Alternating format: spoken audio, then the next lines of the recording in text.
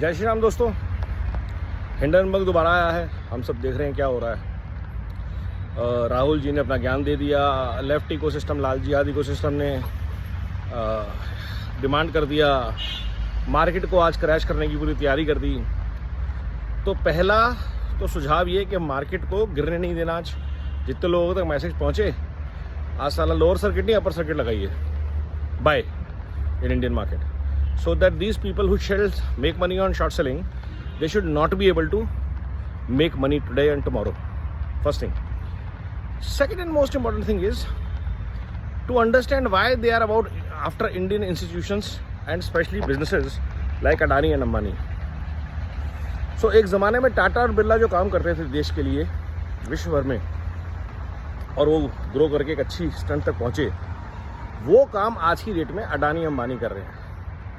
Securing India's economic interest worldwide, ये बहुत important चीज़ है। जब अडानी हाइफा में पोर्ट खरीदते हैं, जब अडानी ऑस्ट्रेलिया में माइंस खरीदते हैं, या जब रिलायंस ग्लोबल लेवल पे ग्रीन एनर्जी की बात करता है, ग्लोबल लेवल पे रशिया से ऑयल इंपोर्ट करके पूरे यूरोप को सप्लाई करता है रिफाइन करके,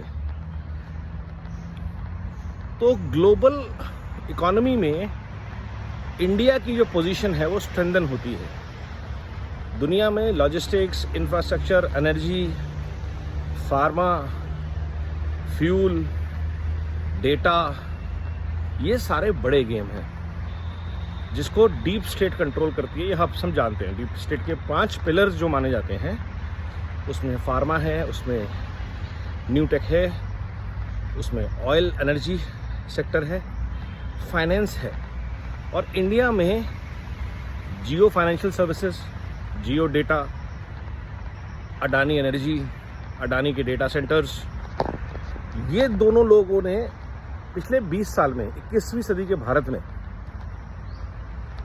भारत को बनाने के लिए ये बहुत बड़ा काम किया है, आत्मनिर्भर भारत के निर्माण में जिसे हम बोलते हैं।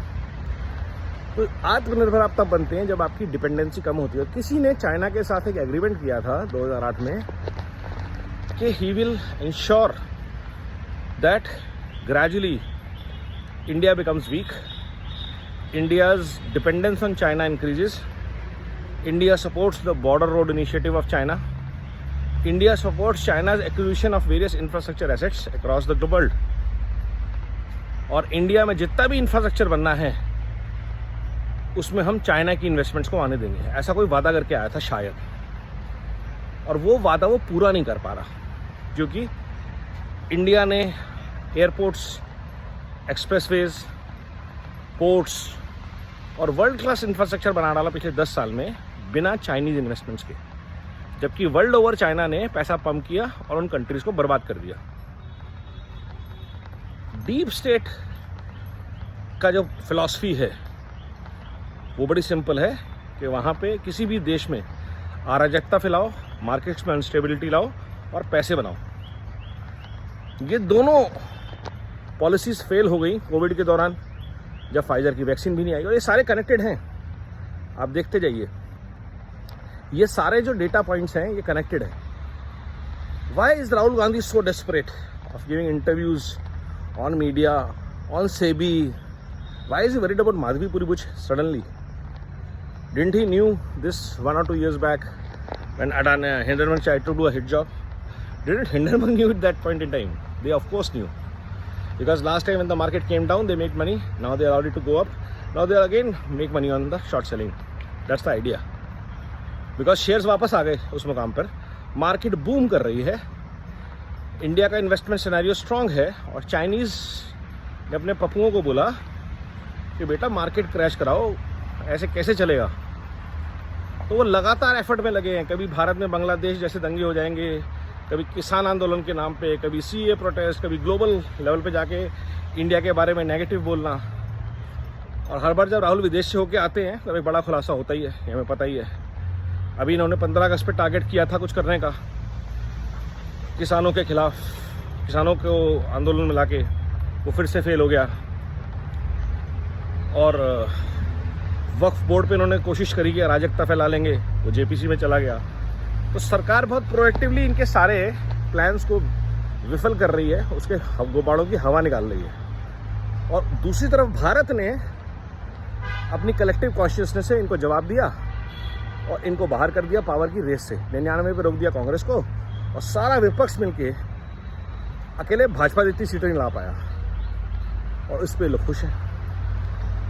इनके खिलाफ इन्वेस्टिगेशन है लालू से लेकर के राहुल तक, हेराल्ड केस में। और एक को हल्ला ये मचा रहे हैं कि अभी तक सरकार ने कुछ किया क्यों नहीं, और जब सरकार करेगी तो रोना शुरू कर देंगे। तो ये सारे जो करप्शन के धंधे हैं इन परिवारवादियों के, ये लिंक्ड है लाल जिहाद से, डीप स्टेट से, और Hindenburg is part of it. Deep state के लिए फर्क नहीं पड़ता अब यूरोपियन है, चाइनीज है, यूएस है, they are all about money. They went to China to make money, they are forced to quit China, otherwise they would never quit China because they made billions there, trillions there. और Covid में भी इन्होंने बहुत पैसा कमाया।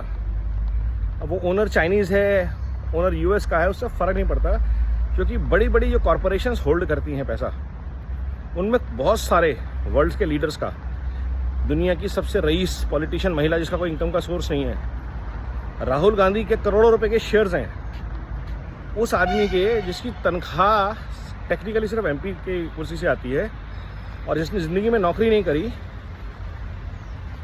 उसको करोड़ों रुपए के शेयर्स हैं, लाखों रुपए महीना किराया आता है। वो इन्वेस्टमेंट कहाँ से आई?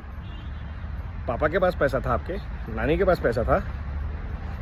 तो ये जब चीज़ें खुलनी हैं, and this is the how they make money. Hindenburg short selling होगी, राहुल गांधी का उसमें इन्वेस्टमेंट है, he will make money on short, and that's the reality.